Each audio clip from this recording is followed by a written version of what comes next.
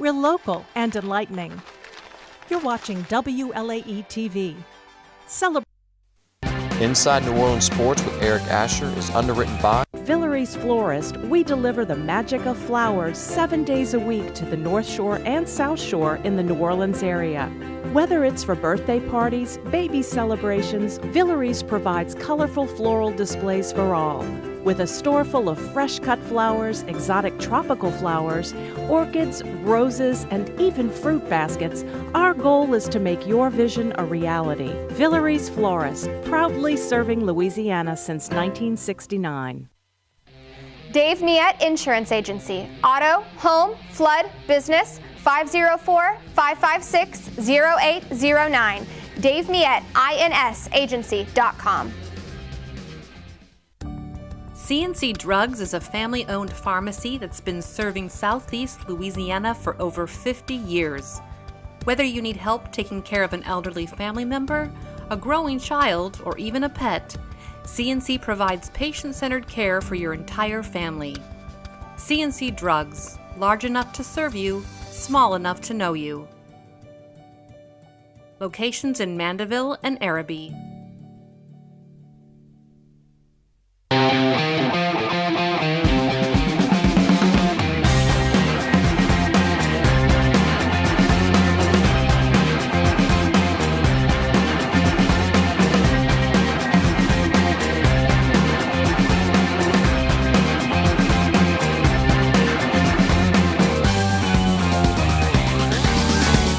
Good evening and welcome to another edition of Inside New Orleans Sports. I'm your host, Eric Asher. Over the next hour, we will cover all the home teams, Saints, LSU, Tulane, and Pelicans, two of my favorite guests on the program today. Ricardo LeCompte with WLAE-TV Sports and Jared Paul Joseph, WGNO TV Sports. Gentlemen, Happy New Year. Welcome back to the program. Welcome back to, another year of, hopefully, some exciting sports for us here in New Orleans, and some winning sports for us here in New Orleans as well. It feels like we're on the winning track, especially with the Saints. Yes. I mean, I don't know if I can think of a team that had a 6-11 record in the history of the NFL that you went, man, I feel so good about going into the offseason, but that's what we've got going into 2026. No doubt. Before we get started, though, tell us a little bit about what's going on Channel 4, all the great programming there.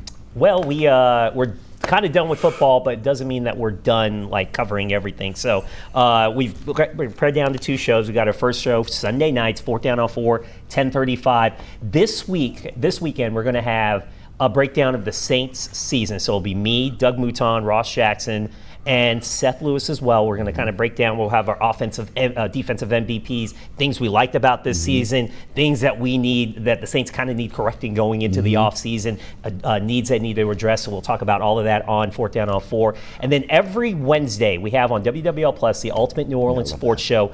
This week we have me and Jim Derry. Okay. And we're talking Saints, post-Saints season. We had a nice little fascinating conversation about where we would put the line for the Saints win total next season based on that 2026 schedule. So a tease? Jim sets the line, right, and let's just say we're all in agreement at where he set the line. Right. But if we kind of adjust a little bit, maybe. You know, so we can talk about that, and I'll give you the drink that we're having. Okay. Ginger margaritas. Ooh. It's a Ross specialty. So he made those.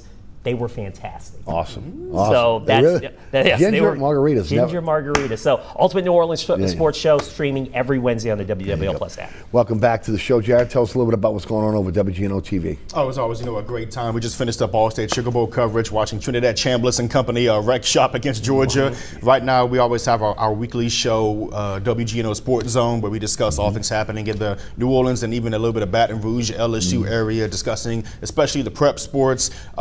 Couple of weeks away from it, when February does hit, we'll be doing Friday night sports, touching on soccer, boys and girls basketball, just getting all the feels for the winter and the incoming spring sports as well, and daily doing the usual work as well, coming in and covering all the levels of sports, whether it be prep to professional, collegiate, in between. So it's just a daily grind once again, and just hoping that we get good smooth transitions from the hecticness that has been football season into a much lighter off season when it comes to football. No doubt. Yeah, use that loosely, lighter, because it's still going to be packed with a bunch of stuff. And look, it's football year long again now. Again, when you talk about collegiate or, again, especially the pros with the NFL. NFL loves being, again, a year-round sport. And, of course, we got basketball coming up. We'll see again how our college teams are going to do.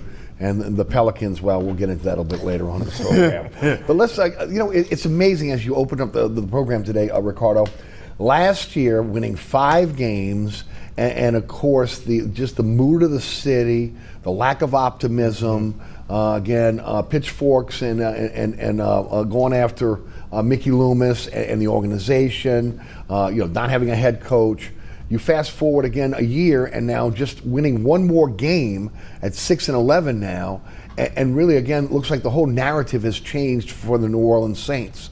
Your thoughts? Yeah, and remember this time last year, as you mentioned, they were looking for a new head coach, and they had their eyes on a young offensive coordinator who had never had a head coaching experience. And the other thing that you didn't kind of touch on was that Derek Carr decided, hey, my shoulder's not good enough, I'm going to retire. So not only were you going into the offseason with a new head coach, but you had questions at quarterback. And throughout the season, as we saw it kind of play out, it's crazy that this time this year, you felt like Kellen Moore got his feet settled. You feel like, hey, this first year, he made mistakes, he kind of learned under fire, but he came out of it better and feeling better in terms of his direction, in terms of the culture that he's building in that locker room. And you've also got that quarterback question settled, at least for the 2026 season, with Tyler Shuck in that 9-game stretch, winning 5 games, leading all rookie quarterbacks in completion percentage, third down completions as well. And you just feel good about that quarterback position. And that's the 2 things we've always talked about, like get that roster set, but most importantly, quarterback is such an important position in the NFL, and it feels like the Saints, with that quarterback position settled, they can address the other needs on this roster, and you feel better about what they can do potentially in this offseason and going into the 2026 season. Jerry, your take? Well, I don't think it's just that it's one game, but it's also the fact you saw multiple times throughout the entire season. They competed against some other teams. Even when they had Spencer Rattler in there, their worst game was against Seattle. And then their second worst, I'd say, was against Chicago, which ultimately did cost him a starting job. But there were games early on that showed you this was a much better roster initially. Then Chase Young comes in after week 5, and then that defense turns into one of the best units in the entire NFL, finishing against one of the best sack units as well. First time in forever, we've seen 2 edge rushers along with Cam Jordan have double-digit sacks. So shout out to Cam Jordan getting 10 sacks. But additionally, when you look at what Tyler Shuck was able to do, the narrative that needs to die immediately is saying, well, he did it against the back end of the schedule, the weaker competition. You're supposed to be able to go in there and dominate against weaker opponents. And although the Tennessee Titans are one of the worst teams in the NFL, he still threw for more than 300 yards, had an 80% completion percentage, and led them to a victory. And then a couple of those games, just like against the Falcons, which you could say they're 6-11, they should have been 7-10, but self-inflicted wounds. It's not very easy to get momentum going for your offense when the first possession of the game, you get a great completion from your rookie quarterback, and then the receiver or pass catcher drops the ball on a fumble. And so that had been a little bit of the bugaboo on the back end of the season. But I think the reason that so many of the fans and even the players are optimistic is because they see all those things. They've read the tea leaves, and they understand we have building blocks finally established now. We have a quarterback. We have key pieces that are young at key positions. And look, we have stalwarts at left tackle. Taliesin Fuwaka battled injuries at right tackle this year, but I think when he finally shores up and is healthy, they'll be good on the left and right side. The main thing they need to focus on now that was talked about during the year-ender press conference was the interior of the offensive line. Eric McCoy, Pro Bowler, great center, but been injury prone. Cesar Ruiz had an off year. Left guard, a bit of a question mark now because you had Trevor Penning there. Didn't work out. You trade him away. Dylan Radin steps in, does okay, but nonetheless, the way that the season had gone, despite all the moving parts, despite all the changes, Tyler Shuck still goes in there and finishes the season as a winning record quarterback. Right. I'm going to play devil's advocate for a moment, as I often do. You mentioned down the stretch beating losing teams. Is it fool's gold? Well, I mean, you think they're complaining in New England right now No, that the 2 seed in the playoffs, and then you're looking at the 2026 schedule, and you've got 7 games against teams that still need to find a head coach this offseason. You ended up with that 4th place schedule, so you're feeling like it's you play who you play, and it's still the NFL. Like getting wins in the NFL is hard. It doesn't matter who you think on paper; it's still hard to win those games. So, like, I know if you wanted to throw the narrative, like, yes, Tyler Shuck had an easier back end, the Saints had an easier back end in the schedule, but also you kind of have to learn how to win those games, especially with a young quarterback, with a first-year head coach, with a defense that's kind of coming up on the rise. You still have to learn to win those games, and they were able to do that on the back end. So yeah, if you want to complain about the schedule and not facing hard teams, again, look at the other teams at this postseason that had easier schedules, and they're not complaining one bit about it. Right. Same question. Well, we also have to keep in mind that Tyler Shuck's first start was on the road against the Los Angeles Rams. Sure. I don't think any rookie would want to have that. That's even worse than back when Brandon Harris had his first start at LSU on the road at Auburn. Yeah. And so when you think about the complications that he's had to face, the reshuffling of the offensive line, the trading away of a key receiver like Rashid Shaheed, and then also realizing the offensive line is still beat up as well, running back having key injuries to Alvin Kamara and then Kendre Miller, which really does suck for Miller because he was having his best training camp, preseason, regular season since he came to New Orleans out of TCU. Again, as Ricardo said, you play who you play. Right. And all you can do is line up, snap the ball, and go out there and compete. And the way they were able to come back in some of those games and win, especially after the self-inflicted wounds, we saw the genius of this offensive coaching staff when it came to adjusting after halftime. Yes. The issue had been the scripted plays, those first 15 to 25 plays, when you keep losing momentum because you keep dropping the ball or you keep going 3 and out due to drop passes or having self-inflicted wounds, missing assignments. I think what we saw, though, is resiliency, the ability to come back and win. And even when they did have a struggle game, because again, these are professional football players and teams, so no matter how bad the record is, they're still going to be competing every single day. They had to come back against the Jets. They did that. They had to come back, of course, and fight their way back into Atlanta. And we saw resiliency time and time again with Tyler Shuck. Whenever he had made a bad play, he would shake it off, go back in there, and you would see the mental maturity with it. And I think those are one of the things you need to look at is, hey, look, he made a mistake. He didn't make it again. He went back in there on that following drive, got them in position, and although they didn't get the onside kick ensuing, he did make it a 2-point game with about a minute left against the Falcons in the regular season finale. And so looking at it all in summation, I don't think it would be fool's gold as much as it is maybe not entirely gold. Maybe you got a little bit of a diamonds and cubic zirconia mixed in there, but I think nonetheless you're looking at some significant progress and optimism. Let's stay with Tyler Shuck here because one of the things that would impress me throughout the season was as the team started getting weaker on offense, he continued to be able to lift that team. I mean, you look at the players that he ended up playing with by the end of the season, guys they were pulling off the practice squad, off the street, etc. As Jared mentioned, a makeshift offensive line for most of the season. And as you watched him progress as a quarterback through every game, one of the things you saw was first command of the offense. You saw him going through his progressions for a rookie quarterback. I mean, a lot of times rookie quarterbacks are one read and bail. He was not that guy. And of course his accuracy and of course that arm talent was off the charts as well. He looks like, again, he is so far ahead of what most rookie quarterbacks would be coming out of college. Maybe that's a byproduct of his age, being in college so long. But again, one thing that he did was that maybe Rattler didn't do was will that team to win, and that's what you want in a quarterback. That's what sets quarterbacks apart in a lot of cases. Your thoughts on Shuck and how he performed? I would say if you got a ringing endorsement from a guy like DeMario Davis in that locker room, and then you have probably arguably one of the more talented players on the roster in Chase Young saying he's that dude, like that should tell you what they think about Tyler Shuck. And you're right. The fact that he's able to come there in week 9 kind of just seized control of the huddle of the team. And there is something to say about being a 26-year-old. I know that was the knock, because but like a quarterback now, if you're like, all right, well, what's the longevity of that? And it's like, you're 36, you can still play. Like Matthew Stafford is showing that, right? Aaron Rodgers is showing that past 40. It's okay to have a little bit of maturity and a little bit of age. And again, we mentioned this and we talked about this before about how valuable those scout team reps were as well.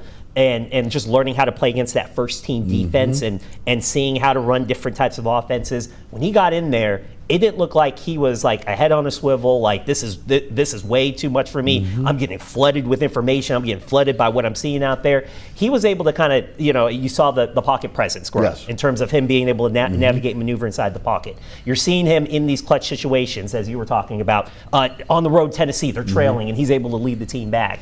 There's stuff there that I just go, man, like, I don't know if he's the future, but he's got traits that show you that he could potentially be a franchise quarterback. 100% agree.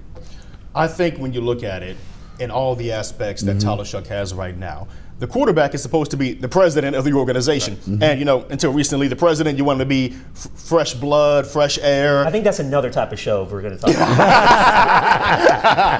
just tell you, I think it's a different type of show. Next question. But you wanted to have the nice wife, be able to be established, have a family. Right. Tyler Shoug's already doing those things. And when you come in there and you're not 21, 22, you're a younger kid who goes in there, a more mature kid rather, you're 26, you already have your wife, you're already having the baby on the way, you want the baby born here in New Orleans. I think the biggest thing Tyler Shough has done is not only bought the locker room, but he's also been able to get the city to buy into him. How many times have you gone to a Saints game during the back end of the season and seen we're getting shut tonight on a fan's poster in the stands? I think it's shown that he's had the right mindset. He's been able to embrace the city of New Orleans. I think that may have been the one fault Derek Carr didn't do was to not embrace New Orleans the way that Tyler Shough already has done. He was even on podcasts leading up to the season and talking with Equinemius St. Brown, and he was like, "Oh, the food in New Orleans is okay." He said, "Well, that's why you're not on the team anymore." Right. And so just he does the little things that let you know he wants to buy into the city,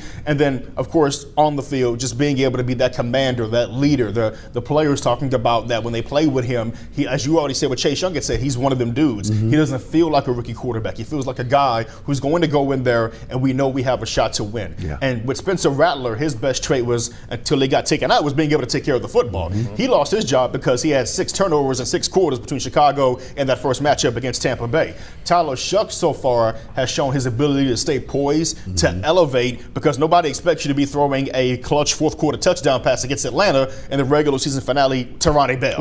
Right. No one's expecting that, but you have what you have, and he's continuing to do that. And the pocket presence, as you said, is there. But it's also the ability to scramble, which he's shown, his mobility, and the presence of mind to keep his eyes downfield throughout the entire chaos. Right. He's running it. He's making off-schedule plays to Jawan Johnson 1,000 times because he already has the rapport, and is also finding Chris Olave as well. And I think making sure your top receiver gets his targets and your top tight end is being involved in the offense have been integral parts of why this team buys into him. Yeah. The other reason for optimism for Saints fans is you feel like you've got your quarterback and you're not chasing that quarterback anymore, but all of a sudden you got a top 10 defense. And it's remarkable what Staley was able to do with this defense. Yes, he brought in a few players that understood his system, but again, he's a 3-4 defensive coach. That's his system. But he was able to make it a hybrid system and get the best out of the players he had on this roster.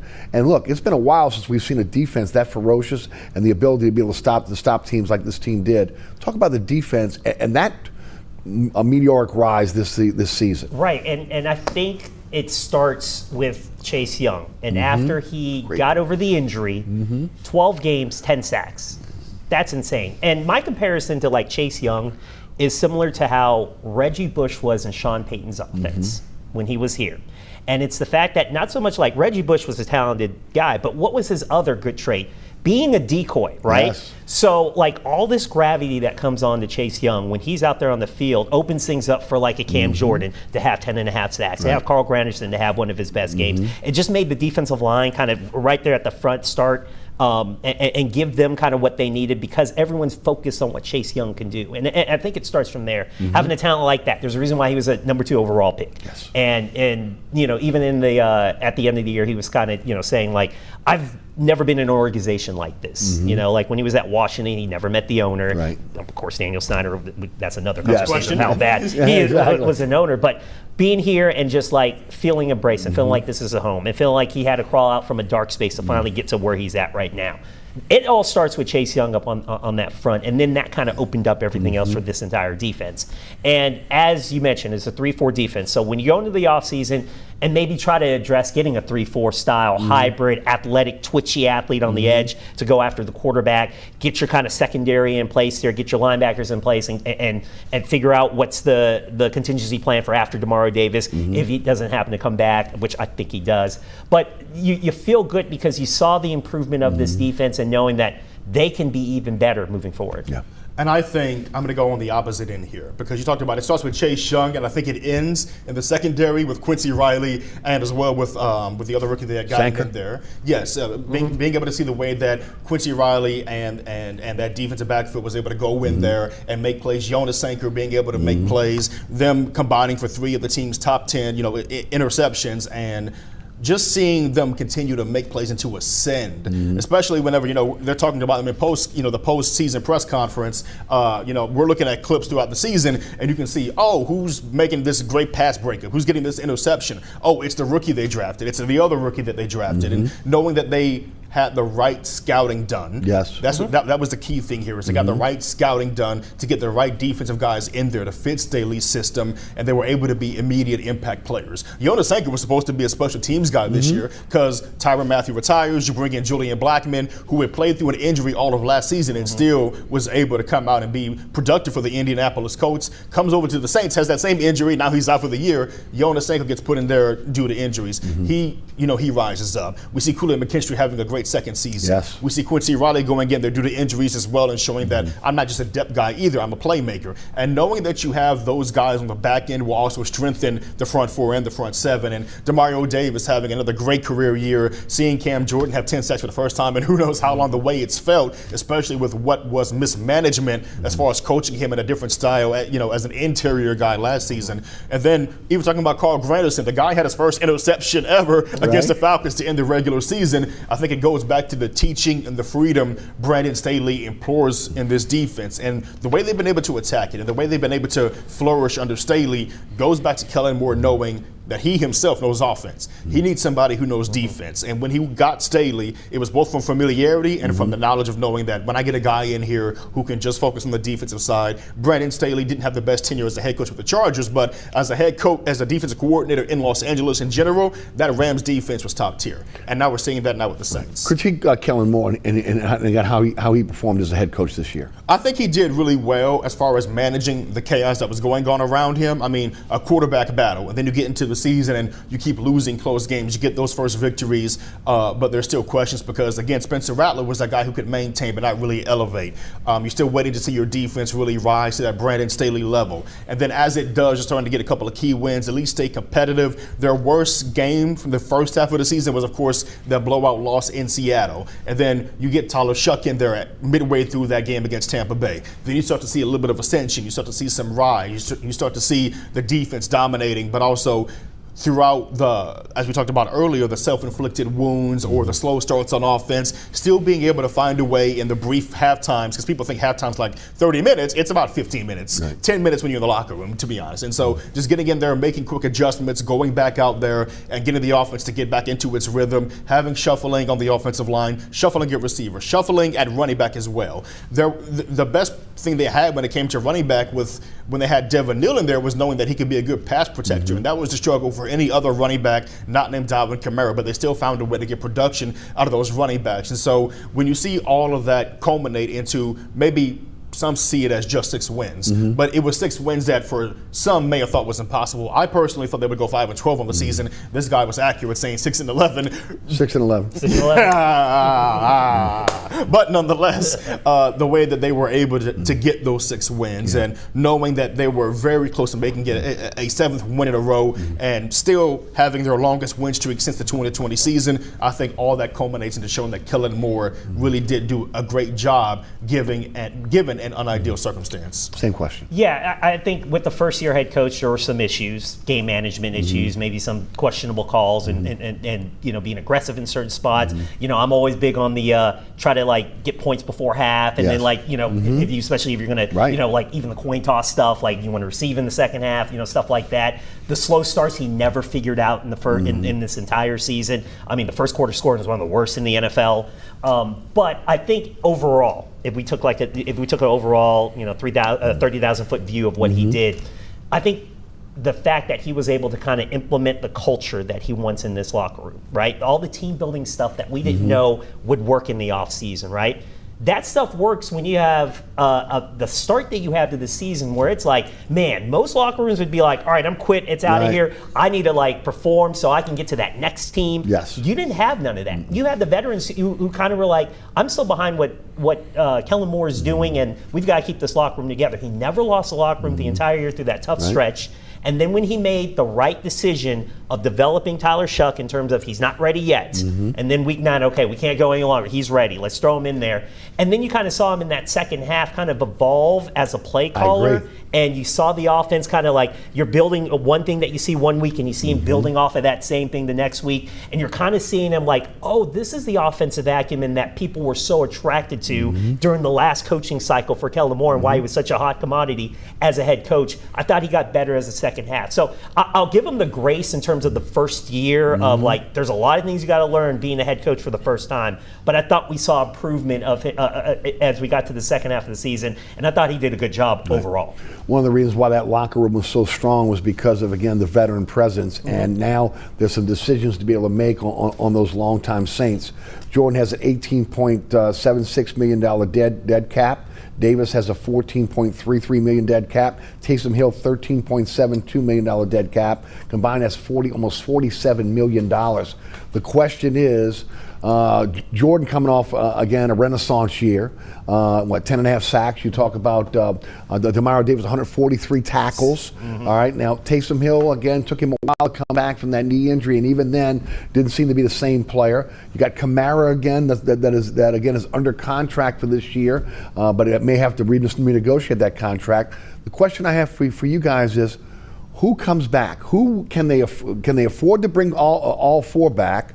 Is there a situation where, again, you feel maybe a player will retire, and then if they come back, how do you think those contracts will be structured? Yeah, I feel like they get something done with Cam Jordan and Demario Davis. Probably a one-year deal that's going to be very team-friendly, but they've got to figure out the numbers. Right. Where, and again, I go, if you're in the job and you've been in a job for 15 years or you've been established as one of the better ones in your arena, I don't expect you to take a pay cut. Like, I wouldn't expect your boss to be like, let's pay you less, and you go, no, I've earned that. So they have every right to ask for as much money as they need to. But they are 37. Right, but it's also like you go, and you see Cam Jordan kind of pitching this going, look, I've got 10 sacks. Once you got Todd Grantham out of here and made me on the outside and showed me that I'm an edge rusher, I'm still productive. Part of that is that Chase Young is on the other end. Agreed. But if Chase Young is there, like, hey, why not? You're still productive and you're still doing that. And Demario's showing no signs of aging because he's still,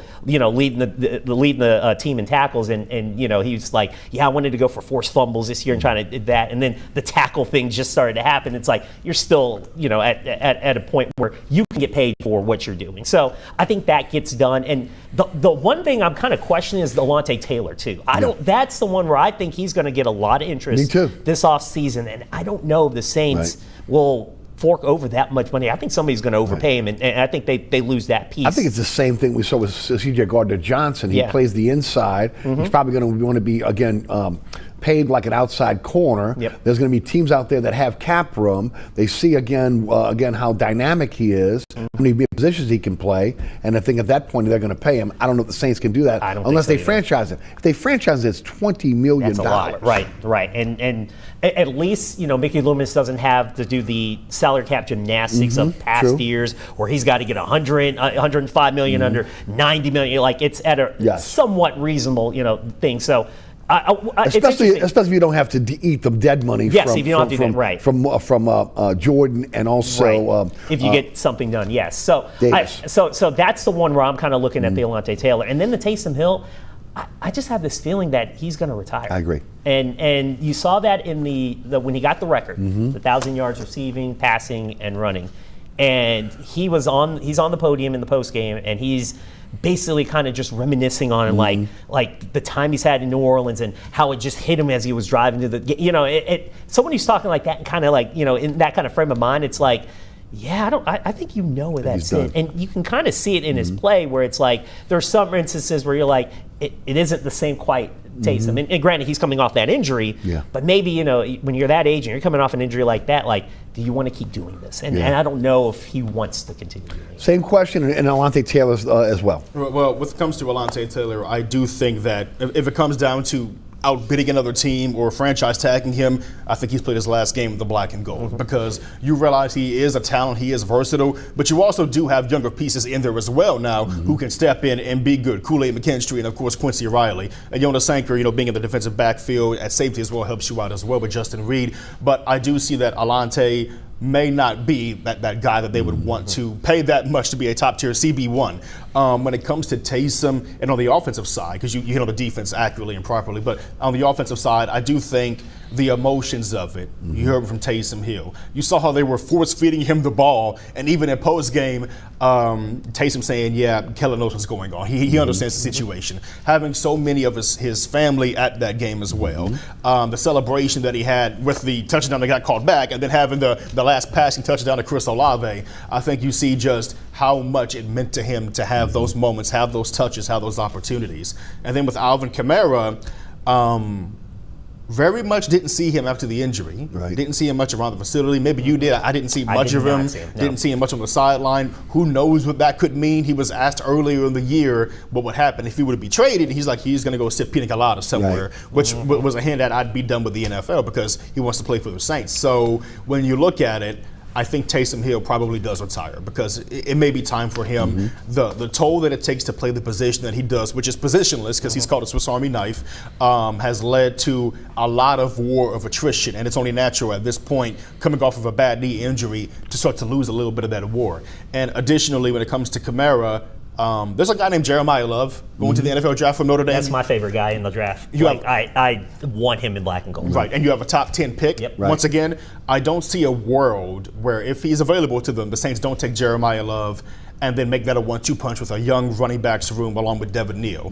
And I love Kamara when he's healthy. I love Kamara when the offense is actually set up for him to succeed because we saw flashes of it last year under Clint Kubiak for those first 2 games. Everybody talks about the first 2 games, but that was when the entire team was healthy and the offense was up to speed to allow Kamara to be who he is.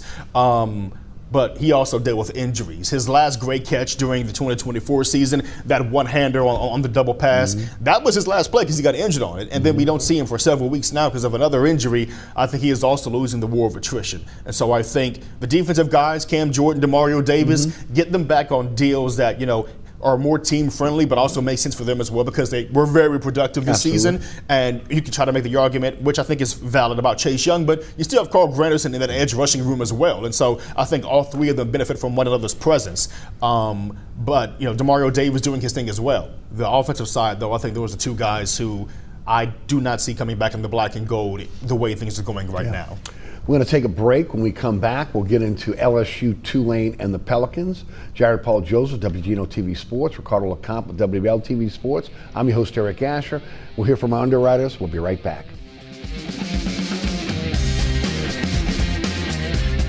Located at 3701 Iberville Street in Mid-City is Katie's Restaurant and Bar. Open 7 days a week, Katie's offers daily specials for lunch, dinner, and Sunday brunch. Serving New Orleans cuisine such as fried shrimp platters, grilled redfish, and a fully stocked bar. And don't forget about our expanded event seating and local entertainment. Featured on the Best of Food Network's diners, drive-ins, and dives, Katie's Restaurant and Bar. Burkhart's Air Conditioning, Heating, and Refrigeration has been family-owned and operated since 1989. Burkhart has energy-efficient solutions and offers brands such as Mitsubishi ductless AC units and Amana, the only manufacturer with a lifetime unit replacement warranty. Burkhart's offers maintenance bundle packages that include servicing your AC, generator, and tankless water heater.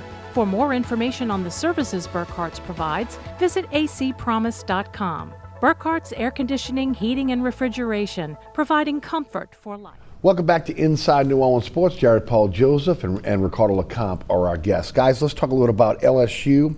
They lose to Houston in the Texas Bowl, 7-6, 3-5 in the SEC. Lane Kiffin is the head coach.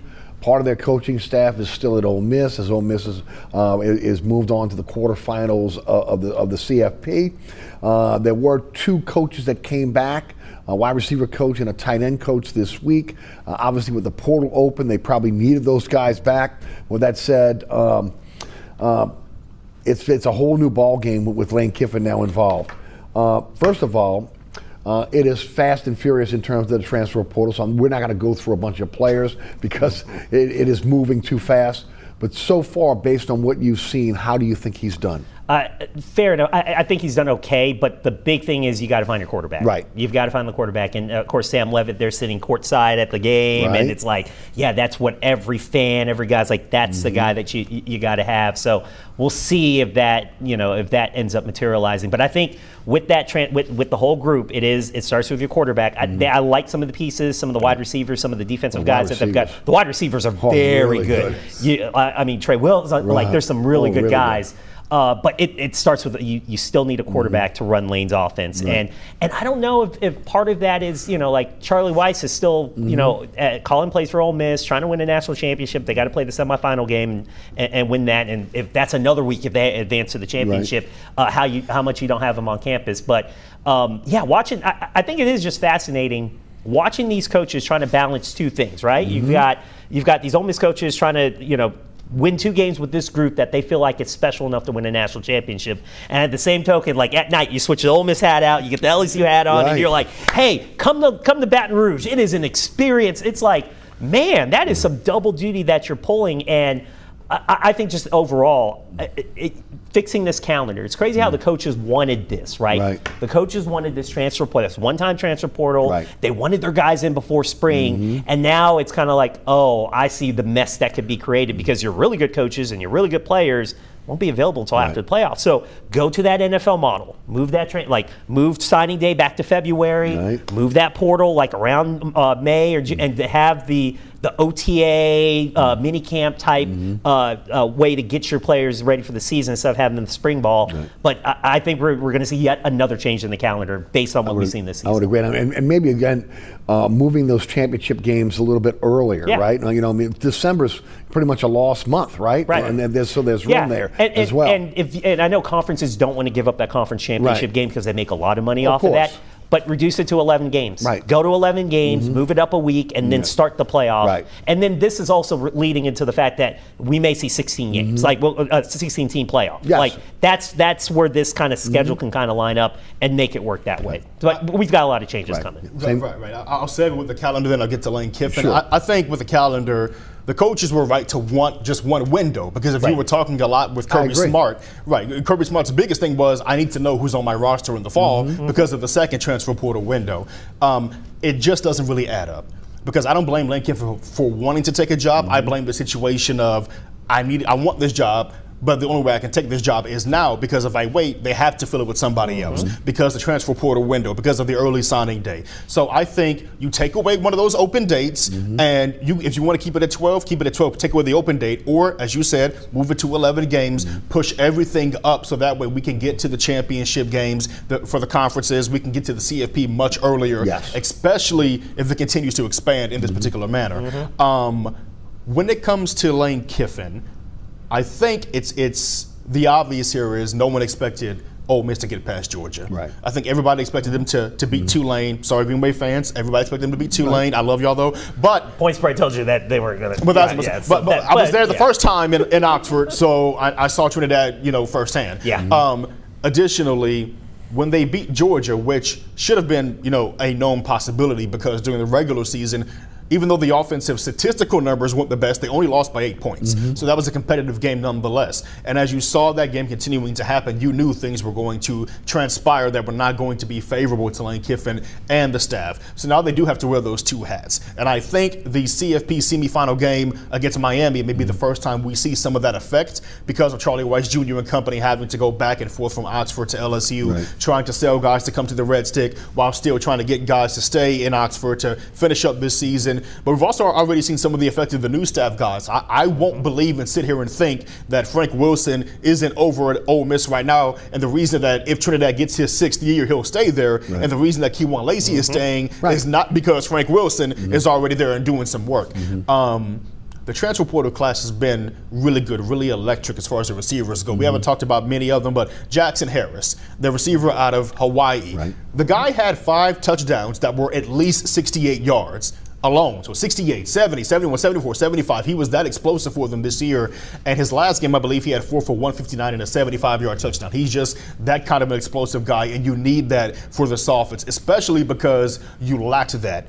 Despite the fact that you had a Chris Hilton Jr. and you had a Barryon Brown, you did not have the explosive capability that you needed for this offense to take the top off of the defense. Now, quarterback still remains an issue because, you wanted Sam Levitt. You don't know if you're going to get him yet, even though he was at the LSU women's basketball game. Right. And or was it men's basketball against South Carolina? It was a Men's basketball game. Just hanging out on the sideline. Right, hanging out on the sideline with Lane Kiffin while they were still trying to throw the bag to the quarterback who ultimately committed to Texas Tech, and then the entire DeMond Williams situation. And so I think when you look at it, number one, yes, you do need to get the quarterback shored up, but the quarterback who's going to step in knows right now he's got weapons. He needs an offensive line, but he's got weapons. Yes. I would agree. I want to talk about DeMond Williams for a moment and Sam Levitt. Obviously, again, they wanted Sorsby. He signs with Texas Tech for about $5 million.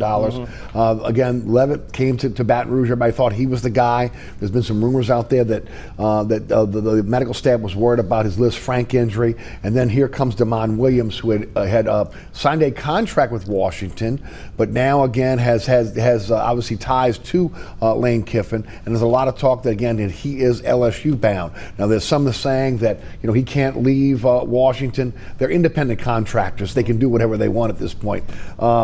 This could be a mess here, but he's got to find his quarterback. Yes. Yeah, and I think it's like get the full court press on Levitt, right? And and find that guy.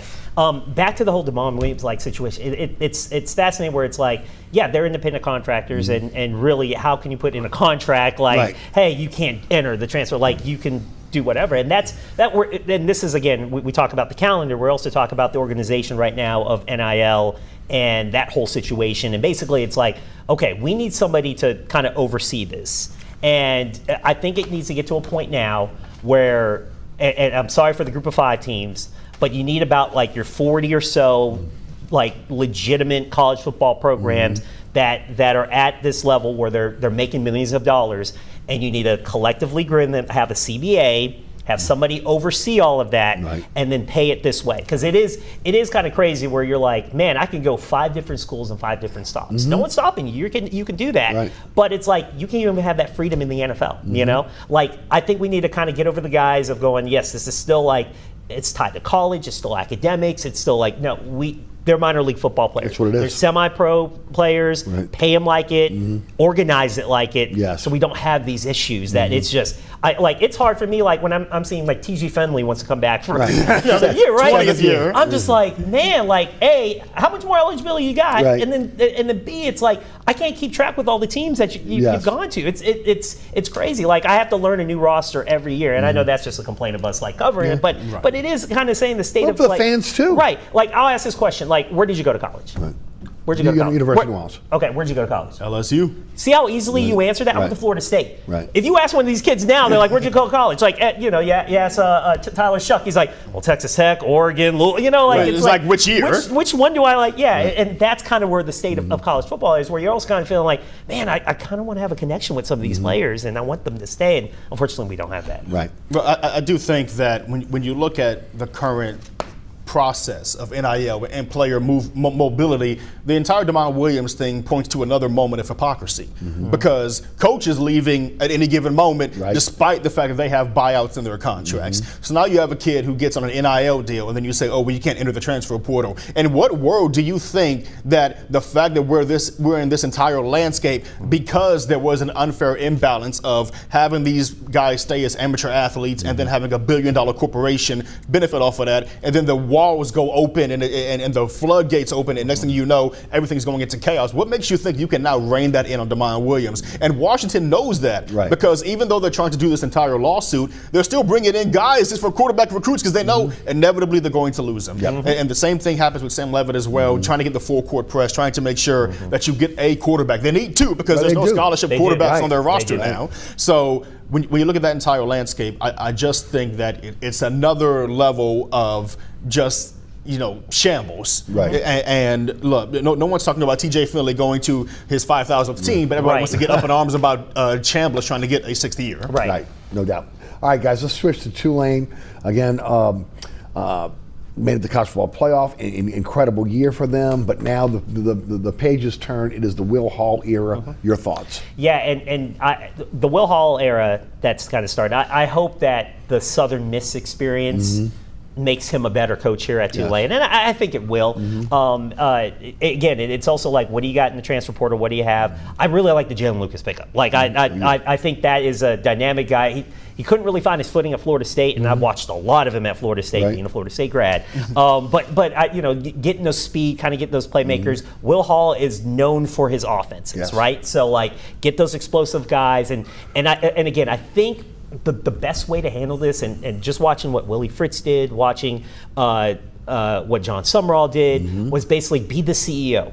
And I felt like Will Hall learned from the experience of Southern Miss of just like, let me get it all in on off, and let me try to like hire good coordinators, hire those guys, let them kind of do the job. And I'm hoping Will Hall learned from the Southern Miss experience to better himself as a head coach at Tulane. I also think that he's at his most resource spot that he's been at as a head coach.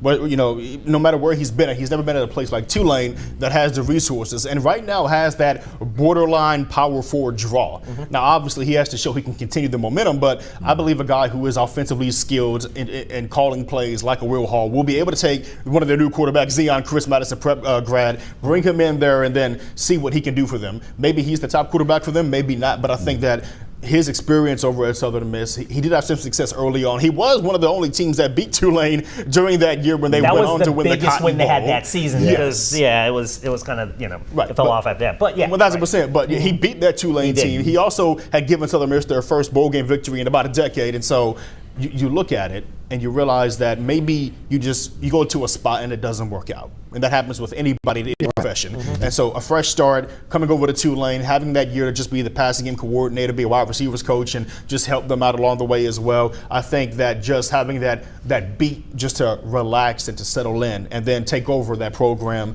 will definitely be able to help him as well. Go in there, go uptown, and ideally continue the momentum. Unfortunately for him, the momentum is get back to the conference championship, and that'll be what he has to show in year one. And of course, again, in a recent interview, he talked about wanting to build the program through high school recruiting, which again, Tulane can do. But we also know that if he's going to be successful, he has to be able to traverse the transfer portal. As expected, Tulane is having huge losses in the transfer portal. He's going to be judged this season on how well he does in the portal. Yeah, and that's kind of the game of college football, right? Like, I know a lot of coaches would love ideally to have all these high schoolers that they're developing and building, and then when they become starters in that sophomore, junior, senior year, they can take off. That's just not the reality of college football. So you've got to be able to hit in the portal. And like I said, they've had some good pickups in the portal. They have. I honestly, like, one of the big losses I thought of Tulane was like Patrick Durkin going back to Florida. Their kicking game was and the punter, solid. both those guys. Their kicking games were so solid last year, and that's going to be a big. I thought one of the best in the nation. Right. Yes. And that's, I think, a huge loss for Tulane that they've got to fill in the transfer portal as well. I also think he's going to be judged not just the transfer portal, but his predecessors as well. Seeing what John Summerall does in year one over at Florida, seeing what Willie Fritz is going to do now because he's just gotten Houston its first 10-win season as a Power 4 school in about 3 decades, beating LSU in the Texas Bowl. We saw who he got in the transfer portal. Tulane offensive lineman Shadre Hurst and former Tulane running back Mekhi Hughes. So he knows he's building something over at a Power 4 level, Willie Fritz is. And so I think Will Hall will be judged both on what he's able to do, who he's able to bring in, but then additionally how the former head coaches for Tulane are succeeding or maybe not succeeding at their stops right now as well. And so he'll be battling that multifaceted layer of comparison going forward. But he will have more ammunition than maybe both because, again, of the way that Tulane has now gotten the collective together. The other stuff's going in-house. There is money flowing. Again, alumni saw what it means to have a football team that's in the college football playoffs. And of course, they're giving money to make sure that Tulane can stay on top. It's up to Will Hall now to be able to, again, traverse that transfer portal and be able to develop those kids. As we've seen, Tulane's been a great place for players to be developed. And also, man, that theme of a kid having an opportunity, maybe from Louisiana, that went to a Power 4 school, decided, man, that wasn't for me, to be able to come home to Tulane and have a chance to still be in the college ball playoff, that's a real plus for that program. Yeah, you see that with the Jalen Lucas example, right? Like he was original Tulane come in, and then he does a little Power 4 trip, and he comes back there, and back to your collective, like you see it poured in when you see the bubble go up, right? The practice bubble going up there when you're going down Claiborne, and you're just like, okay, yeah, they're pouring the money in the right place. They have to at this point. Again, because it's an arms race. It is. Let's shift to the Pelicans. I know nobody wants to talk about them, but we have to. 8-31 now. Ugh. Lost 9 in a row. 117-100 loss to Atlanta last night. There was a little bit of hope when they went on that 5-game winning streak that maybe they had turned it around. Injuries obviously continue to dog this team, but man, the pieces just do not fit. And the trading deadline is February the 5th. My question is, Weaver and Dumars, they seem to be very, very quiet right now. Dumars is in the witness protection program. Nobody's heard from him. Okay, I mean, saying he was going to be out front. We have no idea where he's at right now. I do like the addition of James Borrego as the interim head coach, and really think he should have a shot at getting the head coaching job. But they got to build a better roster. Your thoughts? This team is going nowhere. They don't have a first-round pick. What happens next? All right, this is what you do. Williamson, as much as you can, and you go, by the time you go to trade deadline, we have a healthy Zion. Right. And I think that's where I feel like that's the direction to go. Because right now, like, this season is lost. You're battling so many. Are you getting players back, Lisa, or are you getting picks back? Maybe both. It just depends on what the package and who needs Zion. Because there's going to be a team that gets desperate. I agree. And goes, man, we need something like that. Whether and you saw even if Zion, it's just for box office, right? And you saw Zion coming off the bench when he came back from his injury, which was a smart move. But like that's also showing teams, hey, look at this piece you can have as depth moving forward if you want to make a playoff run. Point. But it's show Zion that A, he's healthy, B, he's just as productive. And then when you get there to the trade deadline, find a buyer and trade. And whether it's players, whether it's picks, that'll help. Yeah, again, I feel like this is a lost season. You have a lot of injuries that you're dealing with. You're encouraged by what you saw, especially from Derek Queen, from the rookie class, from Jeremiah Fears. It's just one of those where it's like, all right, continue to let them develop, but find a deal for Zion. Right. And I think that's the main focus of what this organization needs to do. I do agree. I just need Zion Williamson to control social media and certain aspects of his life. Oh, boy. Because that would be the one thing that would stop them from getting anything significant right now, because it seems you just wait every few months and something comes out recently that lets you know that there may be some form of a liability. And to that point, that's fine if a team will put up with some of that if you're producing on the court. And like I said, Zion, he had a stretch where he had 3 straight 30-plus point games. Again, he's showing that he's healthy. He can still do that. As long as he's doing that, you kind of go, all right, well, I know you got all that, but kind of ran it in. And you know how the Eagles are. But we also know, even in our business, sometimes you're in a newsroom and you're working with somebody who nobody likes. And there's the saying that, your tolerance is equivalent to your talent. How much tolerance do you have for a Zion Williamson right now when he may have the talent, but that talent isn't really on full display because of the continuous injuries? Right. I do think, though, you do play him as much as possible. Try to find a way to get a deal for him. I am just very skeptical on what you could get for him, simply because of what we saw happen with the Atlanta Hawks and how they got rid of Trae Young for half a bag of Lays. Yeah, and McCollum, and Kismer, yes. And so, no disrespect to CJ McCollum, but that may be the Lays right there. Who may be in another deal to be able to move to be able to and I think the Hawks aren't done there. Yeah, I would agree. But just getting rid of a talent like a Trae Young and then not getting anything for him. And Trae Young has been a guy who's been very productive, very consistent, even made it to a conference championship series already. But Zion Williamson hasn't had that same success or consistency or longevity. And so he has the power, he has the skill set, he has the showcase, he has the box office. If you sell that properly, I think you can get both players and picks for it. You just have to rein him in and control certain things, and then also find a way to keep him healthy enough to the trade deadline. Is this a situation for Weaver and Dumars where, again, they are cleaning house, where we may see some other big names go, like a Herb Jones, trying to get as much maybe picks or again, players that fit the Borrego system? Do you think we'll see more than Zion? Yeah, they're trading down and moving on? And I think we saw Jose Alvarado, and like the Knicks are interested in him as well. Which I think would be a mistake, basically, on what he does for the team. Right. But at this point, it's and I'm big on, like, if you're coming in here. I didn't like the whole pairing when you had Dumars with Willie Green. Right. Like, it's like, just go ahead and reset. Agreed. This is a total reset. So if you have to gut this roster to get to what you want, then go ahead. That's what you allowed David Griffin to do, and this is what Joe Dumars. But are you concerned based on, again, what he did in trading away, again, what could be a top 3 lottery pick for Queen, even though we love what Queen is, again, giving up $40 million in expiring contracts to bring in Poole and Bay. Bay has been outstanding. Poole, again, at this point,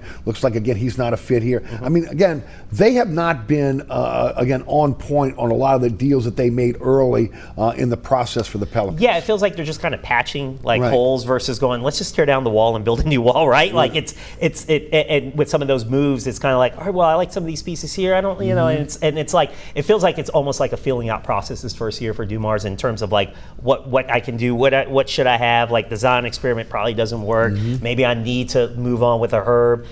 Trey could be a centerpiece that maybe he wants to build. Everybody wants Trey. Right, so. Exactly. So again, it's one of those where I know a lot of, especially with the pick, the unprotected first round pick, a lot of that's going to be judged on where that pick is, and then Derek Queen's going to have to live up to those expectations of going like, you could have been the first round. Joe Dumars said you were the guy, right? So again, it's a wait and see because he hasn't even been a year on the job yet, but there's things I've liked and there's things I'm going, okay, and that's kind of what it is at this point. Right, but you said talking about building guys around the James Borrego system, even though he's the interim, but we have no idea who could be the official head coach going forward. I mean, and it may not be him. It may not be him. I mean, Mike Malone, I think he's deserving so far. So far, I think so because he was able to right the ship and show the production this team can have. Plus, he's a heck of a coach. He is. It's just that some of the guys who may still be available, even though Mike Malone is not on a job right now, he did have consistency both in Sacramento and in Denver, and got Denver their first ever NBA championship. And so when you look at who could be available for them to bring in there to have the talent that he could be able to orchestrate around, I think keeping a guy like a Trey Murphy the third around, having someone like a Derek Queen as well be very beneficial for a guy like Mike Malone because, hey, I know how to work with this talent. If you don't know the player that he modeled his game after, I was coaching for that NBA championship in Nikola Jokic. The issue here is the Pelicans may have done a disservice to themselves when it came to getting Derek Queen when they got him. I think getting him was a good move. Agreed. But I think if you were going to get him, you should have gotten him instead of Jeremiah Fears, and then you would have kept your pick for this year because people are lauding over the talent that's going to come in from this NBA draft class. And if you don't look out in the lottery for that pick doesn't fall, then you're going to be in a heap of public criticism. Oh, yeah, and rightly so. Yes, and Derek Queen has shown the flashes. He's hit the rookie wall, which all rookies will at some point. Well, film's a great equalizer there. Teams are seeing how to play him and Fears. Right. But what he does when he figures out how to continue to do that at the professional level, that will pay dividends on its own immediately. Just being able to have that court vision that he has, have that multiple skill set of being able to score at multiple levels, that also benefits him as well. Being able to attack the rim and get rebounds. I think just Derek Queen's talent and the way that he plays benefits him greatly. Now, defensive end, you got to get better in that. Right. But I believe a guy that's young like him, and along with Jeremiah Fears, you can coach defense into that, but you just have to hunker down on it. Because even you go back to some of the Celtics greats who were great on defense, like Avery Bradley in recent memory, he wasn't a great defensive guy. He was great when he came back from the G League and said, y'all never sending me back again, and he became the sit in the chair guy. So I think right now they need to show that, this pick was right by winning, so that way the lottery for the whole doesn't. thing is you make the play-in tournament. It's not even an issue anymore. Right. But that again is almost out of the question at this point. I got about a minute left. Just quickly, Ole Miss versus Miami in the Fiesta Bowl. Your thoughts? I'm going to go Ole Miss, and maybe that's just the bias pick because I don't want Miami to win a national championship. Florida State. Yeah, that's the Florida State in me. But yeah, I think if you had to go into a shootout, if this ends up being a shootout, I'm going to trust Trinidad Chambliss over Carson Beck. I'm going to go with Miami because I think the way that defense has been attacking and been so physical, I think that may actually be the final defining factor to keep Trinidad Chambliss in containment. And also, I think this is the game where finally the two hats wears off for Ole Miss's assistant coaches who are trying to balance the LSU workload. Indiana, Oregon. Ooh, Indiana. Okay.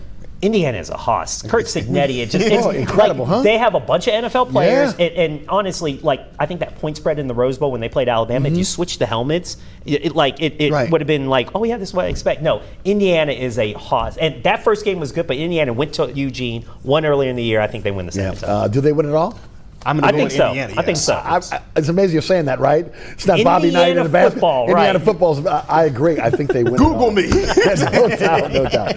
Guys, thanks so much. Always good to have both you guys on the program. Thanks so much for being with us. Again, special thanks to Ricardo LeCompte and also Jared Paul Joseph for joining us today. Thanks so much. So many ways to be able to check out our show now.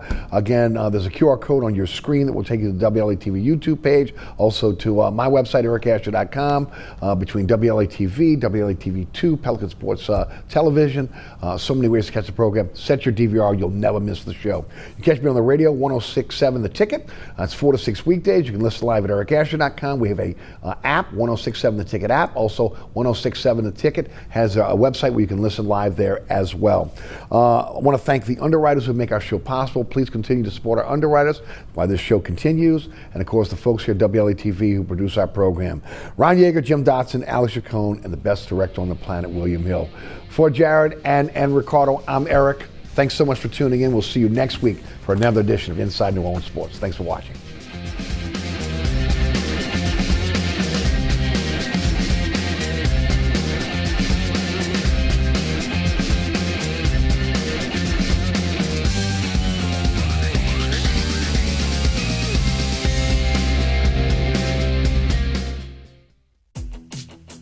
It's Kyle's last spin on his turntable. Yeah. And the first day of Kira's new career in IT. When you donate to Goodwill, you help provide skills training and career placement. And the things you love start a new life too. We're local and educational.